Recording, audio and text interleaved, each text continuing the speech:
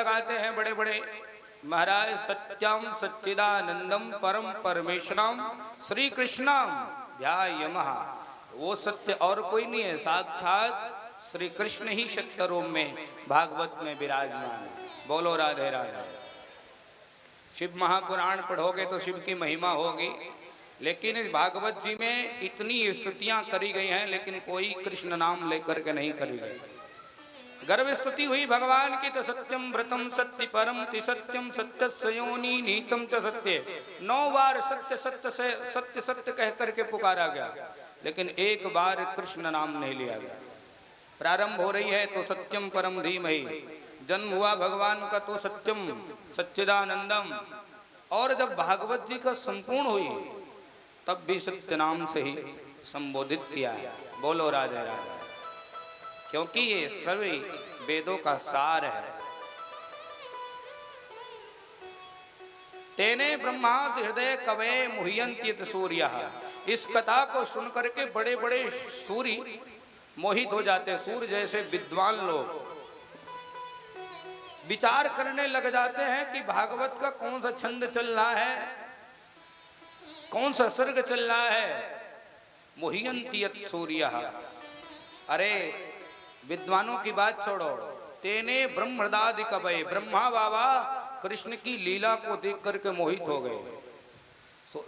कृष्ण ने ऐसी लीला करी तो ब्रह्मा बाबा सोचने लगे, राम राम ये कैसा भगवान है, झूठा मीठा खाने का तनिक विचार नहीं है, जैसा मिल रहा है वैसा ही खा रहा है, ये भगवान है भी या नहीं है। तो ब्रह्मा बाबा ही चक्कर में पड़ गए। तो हम लोग पड़ जाएं चक्कर में तो कौन से बड़ी बात है। तेजो वारिमृदं यथा विनिमयो यत्यात्र सर्गो मृषा। धामना स्वयं ठाकुर जी का जन्म कहाँ हुआ? जेल खाने में, लेकिन निज इच्छा से परमात्मा जो है आगतम गोकुलम, गोकुल प्रदेश में पहुंच गए, और फिर गोकुल को भी छोड़ दिया, फिर सीधा वृंदावन पहुंच गए, और फिर वृंदावन को ठाकुर जी छोड़ करके पुनः जो है मथुरा में आकर कंसाद मार के बड़ी सुंदर लीला कर। तो ये त्रिधाम जो है, धामना स्वयं सदा निरस्तक हुक्म। ठाकुर जी को कोई ले जाने वाला नहीं है। ठाकुर जी अपने स्वयं अपनी इच्छा से जो है मथुरा से गोकुल पहुंचे, और गोकुल से वृंदावन, और वृंदावन से पुनः जो है मथुरा आए, और फिर मथुरा को छोड़ा तो सीधे जो है द्वारिकापुरी में राजाधिराज चक्रवर्ती सम्राट बन करके विराजमान हो गए। तो ऐसे भगवान श्री कृष्ण के चरणों में जो सत्य स्वरूप हैं, हम सब मिल करके बारंबार प्रणाम करते हैं। निगम कल्मतरोर गलितम। दूसरा श्लोक गुनगुनाया। निगम कल्मतरोर गलितम फगल फलम सुखमुखद्रमितम संयुताम पिबत भागवतम रसमालयम मुहुरहो रसिका भुवुवा। निगम कौन है? तो नितराम गमयति वेदयति निगमो वेदः। वेदों का नाम है निगम। तो वेदों का परिपक्व फल कौन सा है? श्रीमद् भागवताम। वेदों का पका हुआ फल क्या है? भागवत है। तो उनका महाराज फल बड़ा स्वादिष्ट है। तो आप फल ऊपर से टपका होगा तो नीचे गिरा होगा तो फूट गया होगा, पिलपिला हो गया होगा। उन्होंने कहा नहीं, सनई सनई अखंड मेवावतीर्णम, धीरे धीरे सनई सनई। ब्रह्मा जी के शाखा से टपका तो नारद जी के शाखा में अटका, और नारद जी के शाखा से टपका तो व्यास जी के शाखा में अटका, और व्यास जी ने जो है ये कथा सुखदेव को पढ़ाई, और सुखदेव के माध्यम से राजा परीक्षित, और राजा परीक्षित के द्वारा फिर सुखदेव महाराज की कृपा से हम सबको कथा ये मिली। इसलिए ये कथा फल जो है जो कहते हो यथावत फूटा हुआ नहीं है। तो महाराज जी हर फल में अलग अलग रस होते हैं। भागवत रूपी में कौन सा रस भरा है? भाई आम है तो आम रस है, अनार है तो अनार का रस निकलेगा, लेकिन भागवत में कौन सा रस भरा पड़ा है? अमृतम संयुताम। भागवत में साक्षात अमृत भरा पड़ा है। जो एक बार पी लिया भागवत जी को जो एक बार पी लिया फिर उसको और कुछ अच्छा नहीं लगता है। तो महाराज ये रस भी बहुत अच्छा है, तो किसको किसको पिला रहे हो? तो सुखदेव बाबा ने दो नामों को पुकारा, रसिका भिभुभा बुकहा। एक ने पूछा महाराज जी क्या इस रस को दो आदमी ही पी सकते और कोई नहीं पी सकता? उन्होंने कहा पीने को तो ये सर्वभाव प्याऊ है, जिसका मन करे वो आकर के पिए।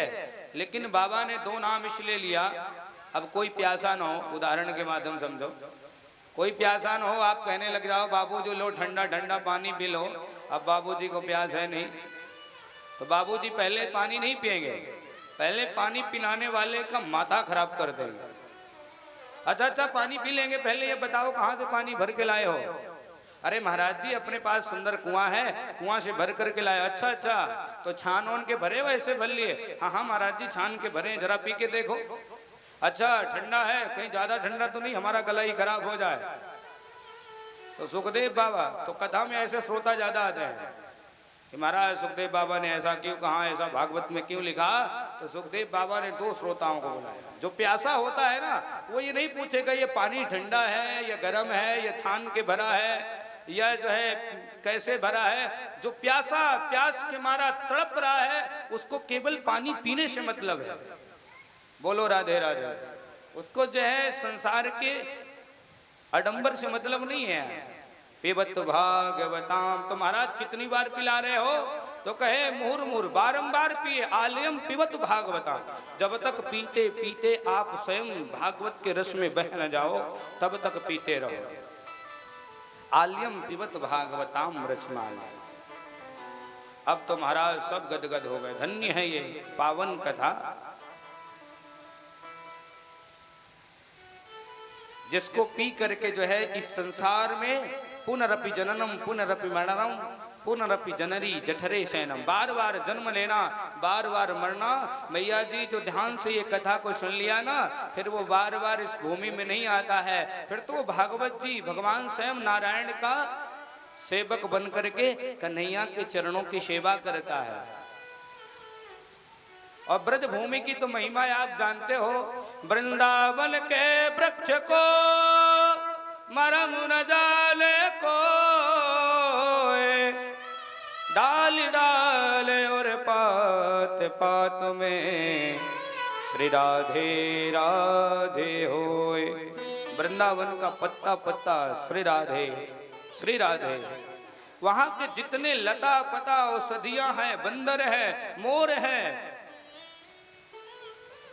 मच्छर है, वो जरूर राधा रानी के सखियां हैं। कोई बड़े बड़े अमलात्मा विमलात्मा बहुत बड़े योगेंद्रात्मा संत सन्यासी हैं जो पेड़ बने हैं कि भक्तों के चलने से जो धूली उड़ेगी अगर हम पर पड़ जाएगी तो हम भी मुक्त हो जाएंगे। ये ब्रज रज की महिमा है। एक बार मुक्ति जो है गोविंद से पूछने लगे, हे बांके बिहारी आप मेरी मुक्ति बताइए। मुक्ति कहे गोपाल से मेरी मुक्ति बता। तो ठाकुर जी ने कहे आप वृंदावन चले जाओ और वृंदावन की अगर रज धूली तुम्हारे मस्तक में पड़ जाए, ब्रज रज उड़ मस्तक पड़े, मुक्ति भी मुक्त हो जाए। वृंदावन की अगर धूली जो है हमें मिल गई, रज मिल गया,